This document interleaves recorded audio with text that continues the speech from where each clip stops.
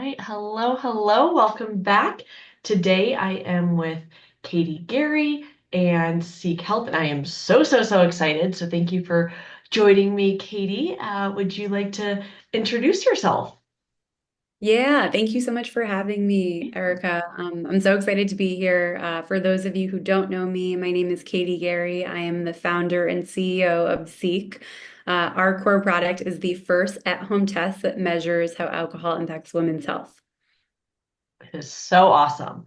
So how long have you been doing this and kind of what got you here in the first place? Yeah, so I had always been really curious about how alcohol impacted my health. I had a career in marketing, so I kind of just thought that's what I would always do, what I would stick to. Had worked in and out of health tech, and one of the first companies I worked with was Modern Fertility, and so I was pretty familiar with the at-home testing model from their work, and it was so cool to work with those founders early on, because now fertility testing is so common, but way back when it was not. And so they had to convince like all of these male investors and the larger healthcare industry that women did want more information about fertility, even if they didn't want to have kids anytime soon or even like at all. And so essentially, our big bet with Seek is that women want to learn more about how alcohol impacts their health, even if they don't want to stop drinking. And but again, like when I worked in modern fertility, which was in 2018, the idea for Seek was nowhere near my mind. I kind of just like went about life liking to drink, but also I was a woman who was really healthy. And so would always ask different doctors about kind of like how alcohol impacted my health, didn't get answers. And then finally, in the beginning of 2023, I was like, I'm about to turn 30. I've had these micro symptoms for so long. So I decided to do dry January and then made it halfway through. And I was like, I'm not doing this yet. There was like a birthday party, the Super Bowl. So, I was like, this seems insane. And Mhm. but I had that 2 week perspective and it felt really good. And then in February, I was like, okay, I really want to revisit it. Like I really did want to make it the full month. And then in February is when it really stuck for me. And so then I kind of just became obsessed with researching how alcohol impacts the female body, mostly just to like motivate me and kind of like put more information to the physical changes that I was feeling. And then thought of the idea for Seek in June 2023, like right before July 4th weekend, and hit the ground running. That is so nuts. I mean, for being in business, you're relatively a very young business and have already done so much, and it's just so incredible. And one thing I can definitely say, so Katie and I, when we first connected, realized that we both are CU buffs. So, that's definitely a fun, exciting thing, especially this year, which can't believe we're actually like having a great season. But it's just so incredible to see like what you've done in such a short period of time.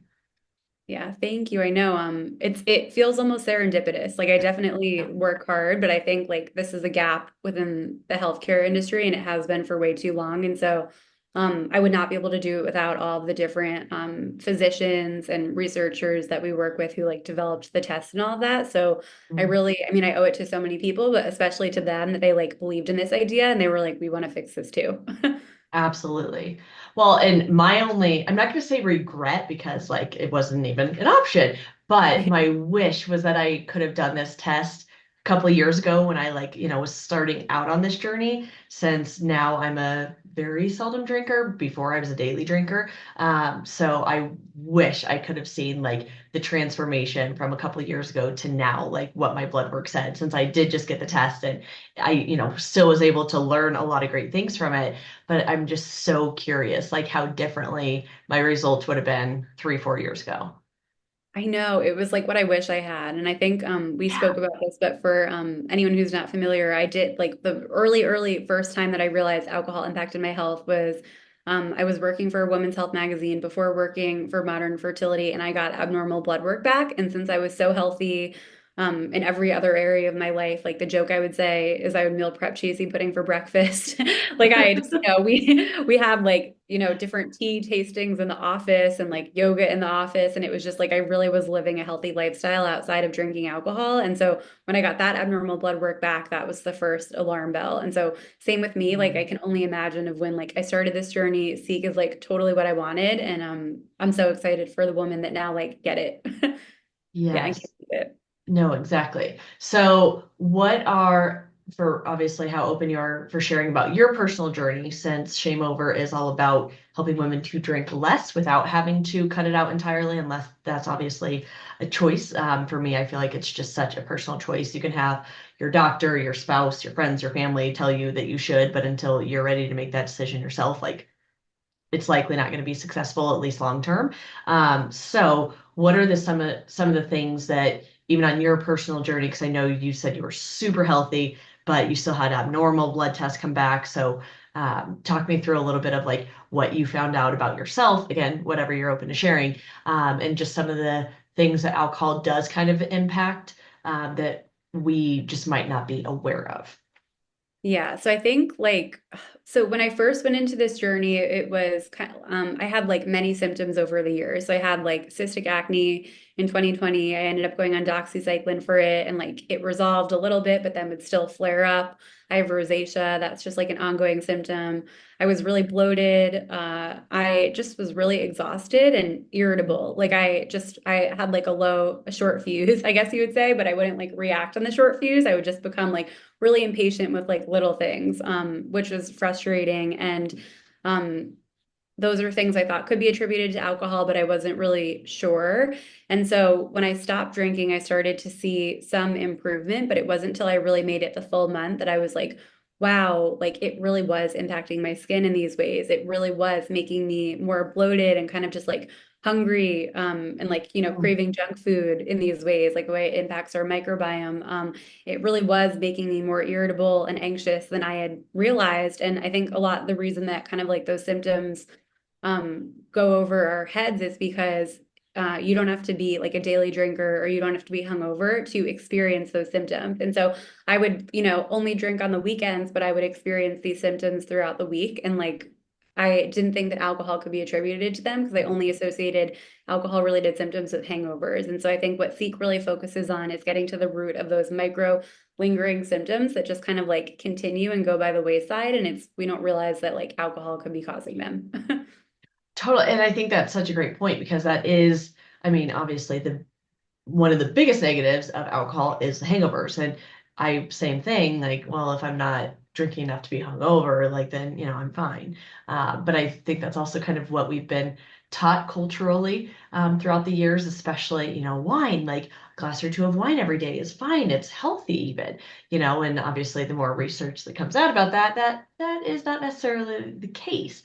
So, I mean, you're in a marketing background, so you know better than anything. Like that's the whole point of marketing is you can make anything appear how you want it to be with the right verbiage. So I'm so glad that you brought that up because that is just such a big point. And as I'm getting closer to 40 myself, it is just you realize how much alcohol impacts you without having to drink a lot of it. Like even like one or two drinks now impact me so much more differently, and age is definitely a factor, but also, as I've taken a lot of alcohol out of my life and my, especially the daily thing, it doesn't take near as much for you to feel those negative effects, where before it would take a lot more to get those. So Yeah, totally. And I think like we don't even realize how much it's kind of just like holding us back in so many ways, but especially when it comes to aging, just because of like how our hormones change. And like we over time we have less estrogen in our bodies and alcohol drastically can impact our estrogen levels. And so just like everything going on, like I think like every passing year should be better, not the other way around. And so I think that's the cool thing about changing your drinking habits, especially like if you grew up, I think it's changing for Gen Z, but like our totally. culture, like, so huge drinkers and like, and so like it's kind of fascinating to see like women in their 30s, 40s cutting back on drinking when most of us probably started drinking in like high school through college, and then feeling even better than we did a decade prior is really cool. Totally. Like Yeah. aging in reverse in a sense. Yeah. Uh, so what are some of the things that Seek tests for or can show you health wise? Yeah, so we when I was first working on Seek, I was like I had all these symptoms related to my health, but my story is one out of like millions of women. Alcohol impacts us all so differently, but we wanted to narrow it down as much as possible based on what symptoms women were experiencing more consistently. And so I interviewed a ton of women to learn about the health areas that they cared about in relation to drinking, which was kind of surprising. And then that's how we built our advisory board and how we kind of narrowed in on the areas of health that we focus on. So we focus on all of the core health categories. Oddly, the surprising stat is that liver is one of the ones that women are the least focused on. So really, it's like women want to learn how alcohol impacts their gut microbiome, their brain, heart health, especially preventive heart health is one that's really important, mental health, skin, and menopause is like a little bit more popular than fertility, reproductive health, which I think is interesting so far. Mm. But really, it's just we look at biomarkers across those categories that are sensitive to alcohol consumption. So, like at a most baseline level, you can use Seek to prevent for early indicators of alcohol-related diseases. But just on a more consistent basis, if you do have some micro symptoms and you're wondering if alcohol could be causing them, triggering them, or making them worse, Seek can provide you with more information as to why that could be happening, and then drinking and other lifestyle modifications that you can follow to improve your biomarker levels and retest. Awesome. So does Seek actually provide like some of those recommendations, like because this was elevated, consider doing XYZ type thing? Yeah, so we pair every single biomarker level with drinking and other lifestyle modifications that you can follow to address your symptoms. And so those really go beyond like drink or don't drink or reduce your drink count by two or three, which by the way does make a clinical difference across most health areas. But it's really just like what we're drinking. I think like at least for me, when I thought about alcohol previously before starting Seek, it was always almost like equivalent to how I would think about a cigarette. I'm like, well, it's bad for me. So I'm not going to think about any of the other ingredients or anything else that's going into this. And then even like for people who maybe are smarter than me and we're looking more, trying to look at ingredient labels of alcohol, the alcohol industry is regulated differently than the Mm. food industry. And so alcohol brands are not, or even NA brands aren't required to like include added sugar, artificial ingredients, preservatives, anything like that. The only thing they need to tell us is the alcohol content and then any major allergens. So we really kind of like, you Fascinating. know, hone in on what the ingredients in your drinks, how they're fermented, and how this could also Mm. be impacting your health. That I don't I definitely did not realize that, especially that some of the NA alternatives don't have to say anything either. It's the whole NA space is so like I'm sure maybe you've seen like the things about like kids drinking NA beer and how different states have different regulations in terms of like if which by the way I don't think that kids should drink NA beer. That's my personal perspective, but I know everyone has a different take, but it's a whole thing because it's like we have these non-alcoholic drinks that replicate the taste of alcoholic drinks but don't contain alcohol or they contain less than 5%, and then some states require you to need to be 21 to purchase them or 18 if you're overseas, but others like say anyone can purchase them. And so as of right now, it seems that regulations in terms of ingredient labels is the same for alc and then non-alc. That is crazy. And I'm a huge, like, I love booze-free options. They were huge for my reduction just because, if they're done well, they do replicate the taste or, you feel like you're adulting in a sense. Yeah. But yeah, having two young kids myself, like I'll have like Athletic Brewing is one of my go-tos or Blue Moon. I don't know if you've had the Blue Moon Zero. It Ooh, is so yeah. good. Wow, so But good. yeah, my daughter will be like, "Oh, can I try it?" I'm like, "No." She's like, "Why not?" I'm like, "It's a mommy drink." She's like, "So it has alcohol?" No. Well, then why can't I try it? And I'm like, "This is very confusing." How do I? For the exact point, like it's so like because I don't want to introduce you to something that's similar that mocks it, even if it's non-alcoholic, but it is a Yeah. very weird thing to even, Yeah. yeah. And I think we're still tapping into it because it's like we didn't like, when I was a kid, I think there was like Outduels or whatever. Like, yeah, That but was I was the there only was no option. none Yes, else. Yeah. So obviously you weren't gonna drink have your kids drink out. Yeah. exactly. Yeah. So That would since be great. that's the case, are there any specific alcohol or non-alcoholic brands that you personally prefer, just knowing what's in them?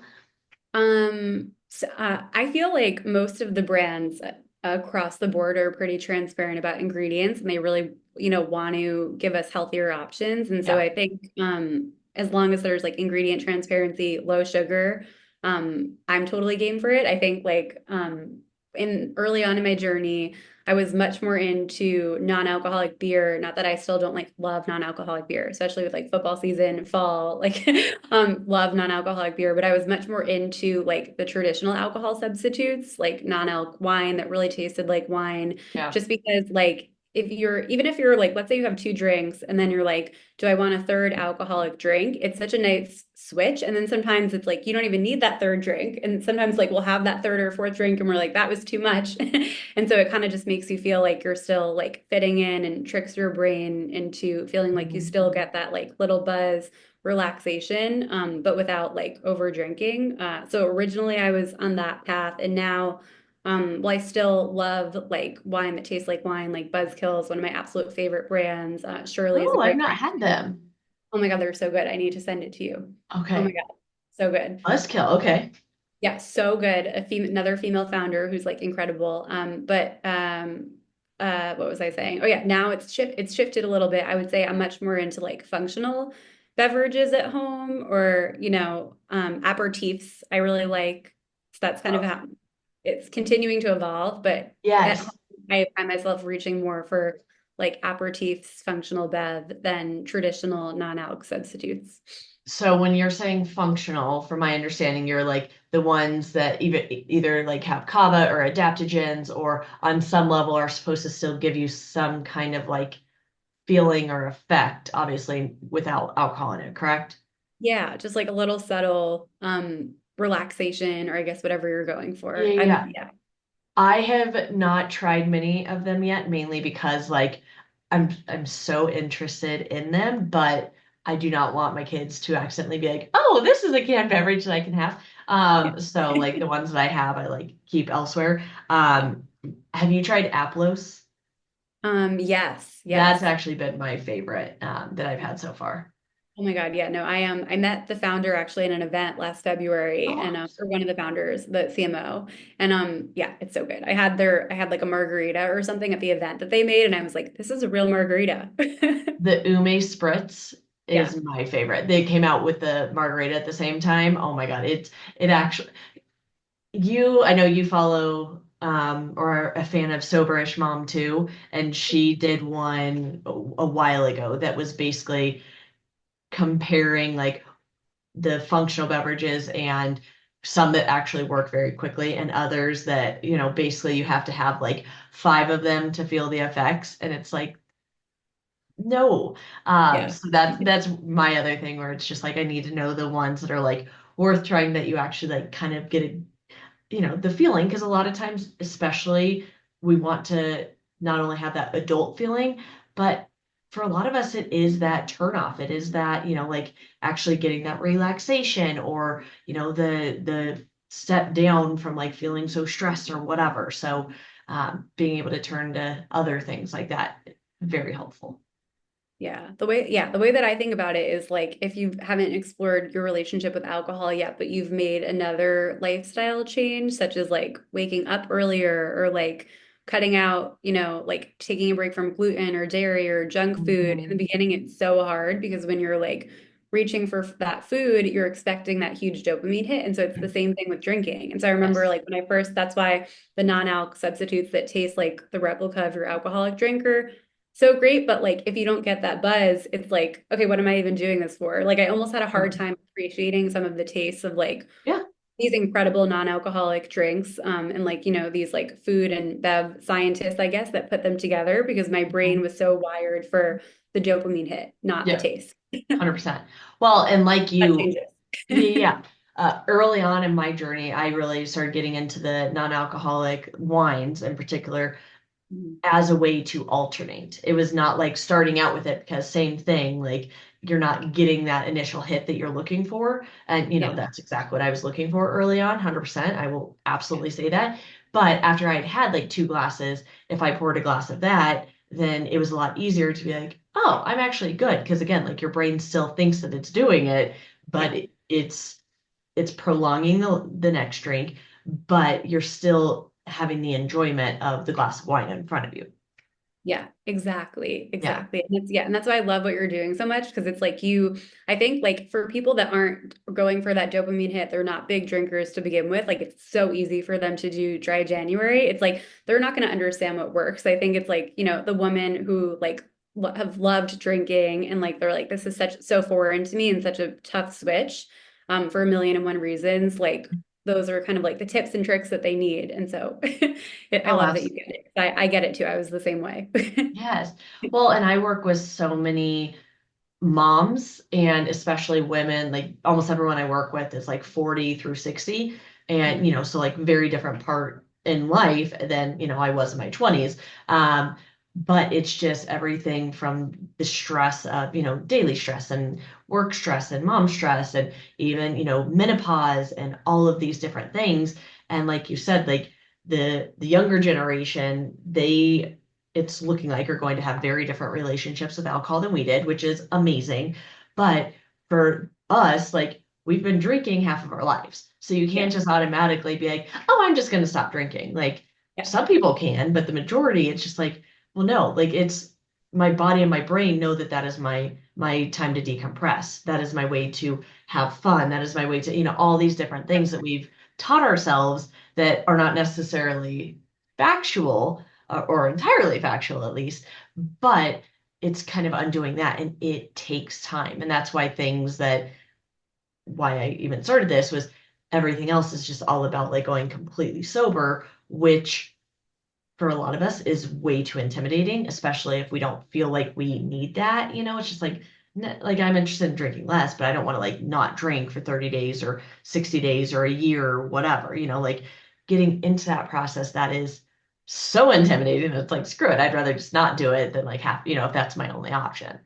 Yeah. Yeah. And it's so nice to like kind of present it with that way because I think for a lot of women, they're like, well, it's not impacting my life or my health in such a big way. So why would I explore it? But it's like by being like, oh, I can see all these benefits from the small modifications, then you feel how incredible it is. It's like introducing you to this whole thing that you never would have gotten to experience. And it like just makes, yeah, every part Yeah. of it better.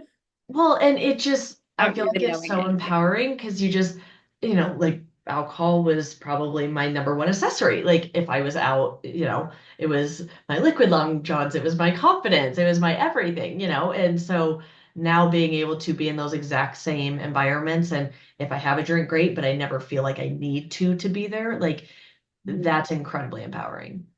Yeah. Yeah. I know. Yeah. I remember like when I first stopped, like, yeah, I would never go out to dinner without wine or Yeah. like I would never go to a like I was, yeah, totally. I was never the driver. Like I was never that person. And so it was so foreign. Like my first Yeah. dinner without wine, I was like, this is so odd. Oh, Um, absolutely.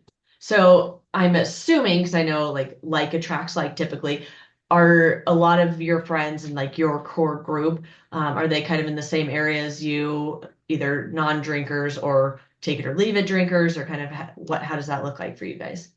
So, I feel like most of my friends, almost all are drinkers, but I think like now that we're in our 30s, a lot of most of us have like changed our relationship with alcohol. But I would say most of my friends, like we used to go out more in our early 20s, as is the case. So it's like we don't do that anymore. So I think by nature, my friends that still drink are drinking a lot less since it's Mhm. like more dinner and stuff than what we were doing before. But I just have two friends that don't drink. One of them stopped drinking like shortly before I started to explore my relationship with alcohol, and still she'll still have like champagne on occasion at a wedding or something like that. But she was like an old coworker. We would go out all the time together. We would go to like Montauk together on trips together. We were always both huge drinkers, and so Mhm. when she took a break from drinking, I was like, oh my God, for Sober October, actually, a few years ago, I was Yeah. like, oh my God, like this is shocking. And then I met another friend shortly after I stopped drinking at like a work event who also works in marketing, who had also had like the same kind of like timeline as me. She started to explore her relationship with alcohol in the beginning of 2023. So those are really my only friends. Aside from that, it's like, yeah, everyone still kind of like drinks, but not as much as we did when we were younger. Totally. I would say the same thing for me. I'm not only myself, but if you were to ask any of my friends, especially my like close friends, if I would be doing this, 5 years ago, if you were to tell them, they would probably bet their life savings. Like, no, absolutely not. I could be the last person doing this. So, yeah. Yeah. One thing that I know I not necessarily that I come up against, but people who are looking to kind of change their relationship with alcohol or, even starting to dabble or think about it. One of the hardest things is like being in those situations, being around girlfriends, being around, the social events without drinks. So, or without alcoholic drinks. So what are some things that you've noticed that have worked for you when it comes to socializing or anything along those lines? Is there anything that really has helped you in particular?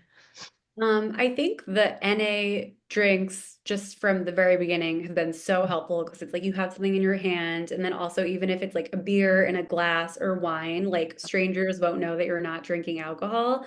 So it's like the same thing. And then I think something else that helped me early on is like not overstaying at events or parties and stuff like that. I think I used to be like the last one there.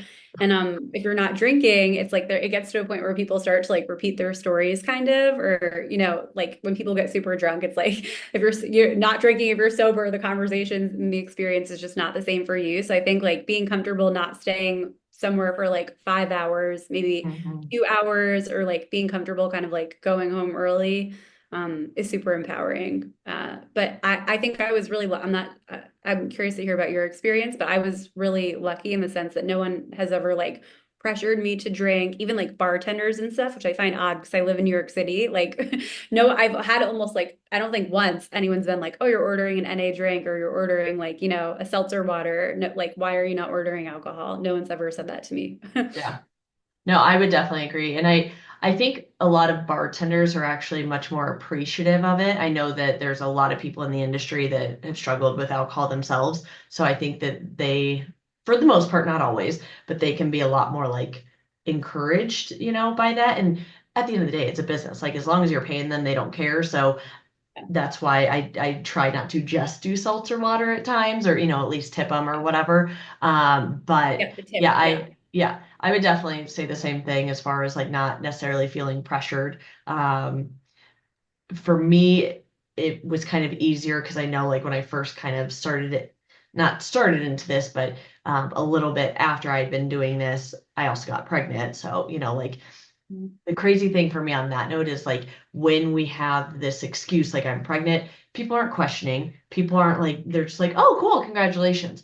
But when it's our choice, then that's when like all the questions come out. And it's like, that makes zero sense. Like, if I Yeah. am not doing this because there's something growing inside of me and I want to keep it healthy, you don't have a problem with it. But there's not something growing inside of me besides like myself. Like, how is that an issue? So that is one thing that I've definitely found very fascinating, which is why I just don't ask people in general anyway anymore. Mainly because it doesn't matter. Like you're not asking people, oh, why are you not smoking anymore? Like, Yeah. and yeah. Yeah. Yeah. So that's definitely been very fascinating. It is interesting to see though the dynamic and how much information is coming out about what alcohol actually does because, been I've been doing this for several years now, and even when I told my mom certain things, she's like, alcohol doesn't do that. Like they would it would be more well known if it does. I'm like, it absolutely does. Like it is essentially, and I'm not shaming anyone for this, so please hear me out. I still drink, but it essentially is nearly as bad for you as cigarettes are. Cigarettes are just the ones who got completely shit on and now are like, you're shunned if you're a smoker in a sense, and it's Yeah. just like, that's why in my mind, like, just don't ask anyone questions. Like, why did you order that? Like, who cares? That's what sounded good. Yeah. Yeah. No, that's so true. It is. And it's nice that the information is kind of like becoming more mainstream, but there's some people who like haven't gotten the message yet. So it's Yes. like, but it's becoming more mainstream. And I think a huge problem like outside of like mommy wine culture and like marketing, Mhm. alcohol as a wellness product, which is crazy, is a lot of the old research, most of the old research was funded by big alcohol or So like weird. yeah, or like they would look at a huge population of people who didn't drink compared to people who drank moderately, and the group that didn't drink almost always in the wouldn't drink because of like an existing health reason. So whether it was like they had cancer or some sort of autoimmune disease or they had alcohol use disorder, kind of like their baseline, they were at poorer health than the other group Yeah. that did drink alcohol. And so that's why a lot of the studies that say like certain amounts of alcohol can be beneficial for heart health or there's not like a huge difference between this drink count were totally inaccurate because they were comparing a group of people that were generally sick in comparison to a group of people that were generally healthy. So it Again, was, marketing. yeah. Can make it say whatever you want it to say.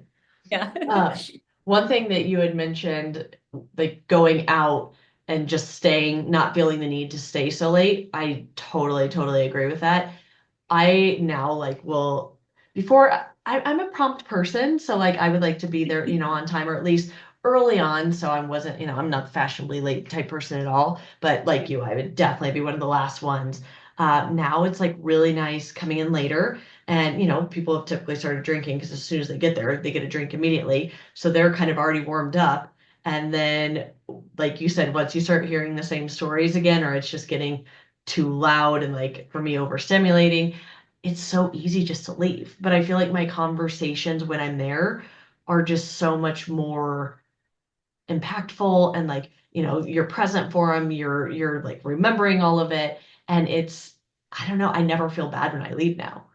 Yeah. Yeah. No, it's so true. And yeah, the conversations were so much better. It's like good, clean fun. Like Mhm. you when you like stop drinking for a period of time, even if you like go back to drinking or if you drink less, then the neurotransmitters in your brain change and like your whole reward system kind of gets a revamp. So I think if you are used to drinking every weekend or in social situations and then you stop and you're like, okay, like this is not as fun, the conversations are not fulfilling, like this is not true, this sucks. You've got to like, let your brain heal a little bit, even if it's cutting back by just a few drinks a week, and then you will release more natural dopamine from experiences that don't involve alcohol, and then like you will, if you haven't already, see what we're talking about. Because for me, it was Yes. instant. Yeah. Yeah. Well, and with that dopamine hit, I mean, that's why a lot of people will like when they're starting to work with me, they're like, well, my witching hour, or I normally have a drink like, 5 or 6 o'clock or whatever. And so I just can't do that anymore. And that's where I personally, my belief is if that's a ritual for you, if that's something that calms you down, that does that, like that's where try the booze free option instead during that Yeah. time because you can still get the dopamine hit. It won't be as massive necessarily, but like you're saying, your brain, the reward system does change and gets stronger and healthier when it's not needing that for it. But drinking is so psychological because when you have that drink, you're not like the second you have the sip, that's the dopamine hit or even pouring it or whatever, but you're not feeling the effects for anywhere from 15 to 30 plus minutes, depending on your body, your metabolism, all that. So it's like Mhm. so much of it is just having the glass in your hand.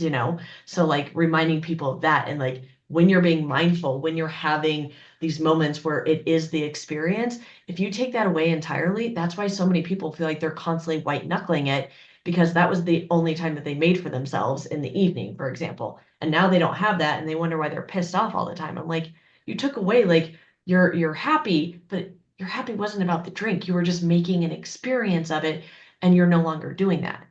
Yeah, totally, totally. And then also like it's funny because it's like you do after that 30-minute mark when you do receive that dopamine hit, after the second drink, it slowly goes down. And so it's kind of like you're continuing to try to get that same feeling, but you're never going to get it. Just for Exactly. yeah. Yeah, you're just chasing a carrot. And that after about, like 8 drinks, you're like, well, shit, I should have stopped after that second. And that Yeah. is why the booze free options especially after that second, is the perfect time to do it because you get for most of us, we kind of get what we're looking for, and it's Yeah. not supposed to last 8 hours. So by Yeah. the time it's like fading and you're like, oh, okay, good. Like no hangovers, you're not having, those negative effects that you do when you keep going, but it's so much easier to just stop and not feel the need to like keep chasing. Yeah, totally. And so like something else that's I always like to talk about because I feel like we're the same. Like I could always just like keep going. And some people can't keep going. Like they either don't want to drink or they'll have a few drinks and then they'll get tired. It will have that sedating effect, which is what alcohol ethanol is supposed to do because it's a depressant. But Yeah. depending on your genetics and the way that you metabolize alcohol, there are some of us that have certain gene variants or snippets that make us like able to keep going. So instead of having that like sedating kind of like depressive effect, it's the opposite. So we're not getting the same dopamine hit, but we are able to like continue consuming alcohol, sort of like seeking it out. So that Yeah. completely has to do with like your genetic code, which I just find so fascinating too. God, that is crazy. I'm gonna need to look into that more because I mean, Yeah, there it's are, totally, as we all know, have those friends that like they're fine. They can stop whenever, they can take it or leave it. They get, yeah, first one for like 4 hours, and then my genetic makeup is very different. So I'm in that boat. Yeah, 100%. yeah. And what is one thing I know for me, as I've been on this journey, like before getting together with girlfriends was always happy hour or, brunch, of course, picking a place that we knew did bottomless mimosas. Yeah. Um, I've found like doing different things now has been such a huge game changer. Just as far as, not centering everything around being able to drink in a sense. Is that something that you found with your friends at all, or anything that has really been helpful on your journey? Totally. Yeah. I think I love going to workout classes with friends, which is something I definitely did not do enough before. It's so nice to like go to a workout class and then get brunch. And then um still a lot of dinners, I would say still a lot of brunches, park days, but alcohol is just not central to them Mhm. anymore. Like we totally used to chase out the bottomless brunches. Like I don't think I've been to a restaurant with bottomless brunch in years now, which is so funny because we used Yeah, to like would probably bottomless brunch hop. And so it's like a lot of the same experiences, but alcohol is not central to them. So it's really that good, like meaningful conversation and just like, memories that you remember and then you don't have a hangover after. exactly. Yes. Awesome. Well, is there really anything else that you want to make sure that anyone listening knows, or anything that's really helped you, or anything along those lines that kind of comes to mind that maybe we weren't able to cover? I would just say that, which I'm sure you can agree with, is that the right relationship with alcohol looks different for each of us. There are so many different factors that go into this. And so if you haven't found the one that feels 100% right to you, keep going, keep exploring, keep trying new things. You will get there. Yes, that is so beautiful. I always remind people, like, you didn't start drinking yesterday. If so, you wouldn't be here. Yeah. Like you have Yeah. Not gonna happen practiced. overnight. Yeah. Yes, you've practiced so much, and I don't think we see it as practice, but that's exactly what we're doing. Like whatever we practice, we get really good at. So if you want to drink less, practice drinking less. It doesn't mean you're going to be successful every time. It doesn't mean, whatever tools you use are going to work every time. But the more you practice, the easier it gets, especially in the long haul. And women who, you know, like working out or, like care about their health, like it's the same exact thing, which I know can be so frustrating and exhausting, but it's like you can't just work out really hard for a month and be like, okay, I'm good, never have to work out again. Like it is something you have to constantly be doing. And Yeah. for some of us, yeah, that does suck, but alcohol might be something that we constantly have to work on our whole life, just like for others, like eating. I know, just the relationship with food, but what I've noticed so much is consumption is consumption. It doesn't matter, like I'm working with women on drinking, but when they're so hyper focused on this, if they're not doing all the work, or, like the having the mindfulness piece in there, they start eating more, or they start spending more money, Amazon shopping, or spending more time on social media. And it's like consumption is consumption. You're trying to fill a void or feel something, get that dopamine hit. if you're not getting it from alcohol, it's going to go somewhere else until you understand all the stuff that's under why you're actually drinking, for example, in the first place. Yeah, exactly. 100%. It's consumption. And I think to that point, it's like when you try to go cold turkey, that's why you feel like you're white knuckling it. And so my other cautionary tale, which never worked for me, is when I would try to take breaks from drinking or cut back in the past, I would try to go all in on everything. So I would try to eat super healthy, like, go to bed on time, not spend any money, eliminate alcohol. And that just like always kept me kind of like going back to the same habit. So I think something that worked really well for me was to like tackle one thing at a time. And so first it was alcohol, but I still was like giving myself all of like the food treats and stuff like that. I still, if I wanted to like, go shopping or something on a Saturday instead in those early days, I would give myself that. And then once you start to heal those other things on the inside, it becomes easier to kind of like chip away those other kind of like consumption habits. And so all or nothing didn't work for me. Yeah. So yeah. No, that's such great advice. I mean, that's my like issue, if you will, with like sober October and dry January and all those different things, which is why like I work on lower October. If you want to do sober, amazing, and to support that. But for that exact reason, because it's the same reason why New Year's resolutions are like 100% of the time not successful long term. Because it's Yeah. like we're trying to do too much, too big, too soon, all at the same time, and you just physically can't. Yeah. You know? Yeah, Yeah. that's such great advice.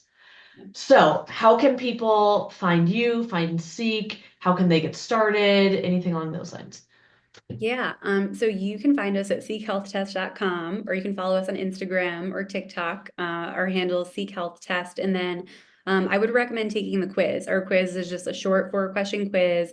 It helps us personalize your test panel so you can focus on the health areas that you want to. And then the biomarkers that we test are dependent on your average weekly drink count, and then go from there. Awesome. That is perfect. And we do have a special code, so anyone who wants to use it can use shame over 30 and get 30% off. So thank you so much for offering that. I'll make sure to include that in the notes as well. But besides that, yeah, anything I did not cover before we say goodbye? No, I think that was super comprehensive. It's so Awesome. nice to speak with someone who gets it. And yeah. Yeah, well, thank you so much for being here and most of all for everything that you're doing and just making this something that's easy and accessible for everyone.